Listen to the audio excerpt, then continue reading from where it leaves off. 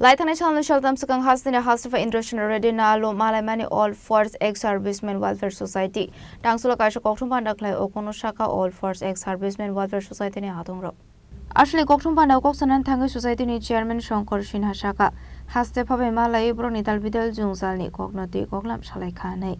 26 में हमारे 5वां स्थापना दिवस मना रहे all forces ex serviceman welfare society Gorkha बस्ती में जो हेडक्वार्टर मतलब हेड ऑफिस मौजूद है।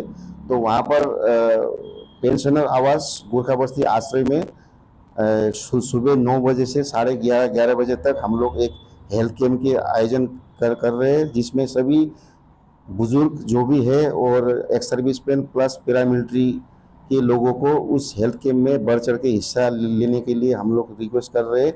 साथ ही 11:30 बजे के बाद हम लोग का आश्रय में जो ऑडिटोरियम है वहाँ एक कल्चरल प्रोग्राम का आयोजन कर रहे हैं। उसमें सभी एक्स सर्विसमैन भाइयों को हम लोग आने के लिए निमंत्रित कर रहे हैं।